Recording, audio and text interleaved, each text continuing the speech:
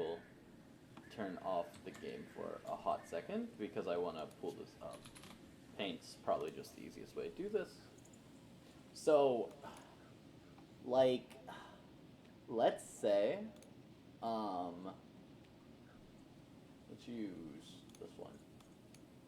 Cool. I don't have my tablet, and I'm not gonna get my drawing tablets up. So here's how football works. Let's say there's a coach named Shanahan, right? And he has a certain methodology about coaching, right? Specific and offensive, right? He has a very specific way that he believes offenses should be ran. So in traditional sports like this, and then let's say over here you have Belichick, right? One of the most iconic coaches ever, right? So these are two opposing views of the game, right? Belichick and Shanahan. It really doesn't matter. You can think of any sport. These are two very good coaches that a lot of people mimic their coaching style off of. Both of these people talk with a lot of coaches. They work with a lot of coaches. A lot of coaches study them. So let's say Shanahan, this is Shanahan's coaching tree.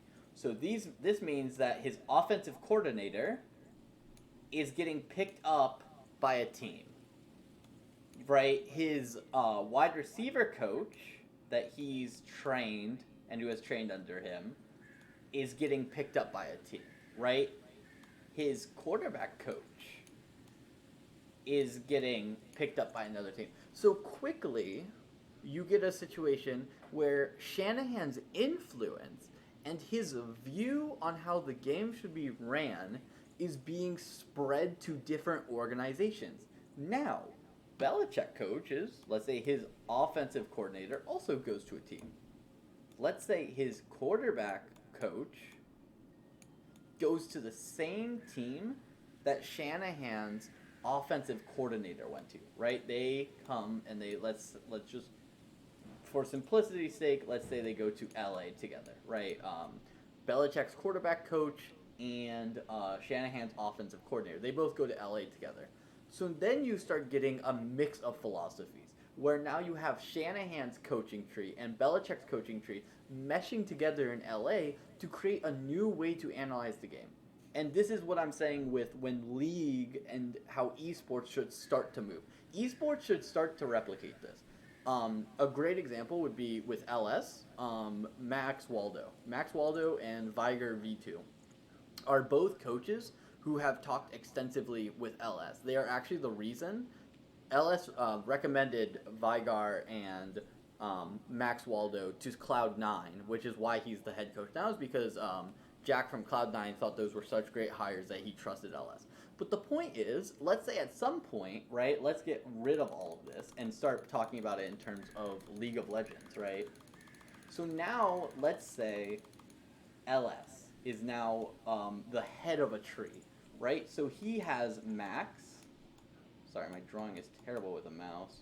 So Max and then Vigar, right, are two people who have trained, quote unquote, under LS.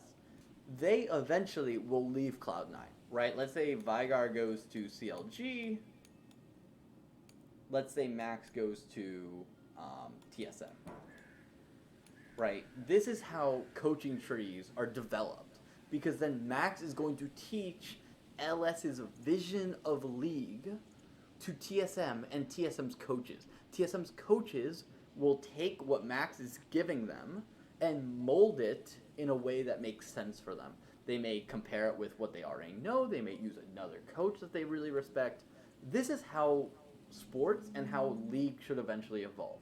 Because this is what makes for good longevity in a game. Football has not changed in a lot of years, right? Like, obviously rules change, but the general feeling of football has not changed since the merging of the two teams or whatever. Yet you still see the game evolving. League, while yes there are, and I'll close this now because it doesn't matter and I'll get back to gameplay. So League, right, if we think of League, yes, numbers change, right? there are some champions that are inherently going to be better than others, right? Due to basic things, right? So, for example, Vigar or Victor may be a better mid than Ari because of pure numbers, right? While this is true, there are still always going to be multiple aspects of the game that will change over time, but that give themselves weight to differing opinions. Freezing is a good one in League. So, like, you could argue freezing is objectively the right play. However, different coaches are going to view the game differently and understand freezing and what it brings to a game in a different context. So it's like, that's why I'm excited and why LCS is actually fun right now, is it's really cool to see coaching trees and coaching philosophies finally get brought into League. Because I feel like you watch a lot of League, and what are the, like, here's a great example. What is the coaching philosophy of Inori? Who I believe, if I'm not mistaken, is Golden Guardian's coach. I could be mistaken, obviously. I forget. Right? What is his coaching philosophy? What was Bjergsen's coaching philosophy for TSM last year? It's hard to, like, sit here and be like, oh, it's, right, their coaching philosophy is this. Whereas, like, with Shanahan or Belichick, if you truly understand football, you can say exactly what their philosophy is. Like, down to the bone. Which is exactly what LS has brought, right? For the first time ever, not only are you looking at the players of a professional team, right? Not only are you going, oh my gosh, like, also this game is too loud. I turned my sound down so that there was less of the air being heard, because I noticed it was bad. Anyway, so, like, for example, LS is for the first time making, like, the coach feel just as important to the game as the players, which, like, you could argue, like, you could be like, oh, well, I've always cared about coaches, but have you really?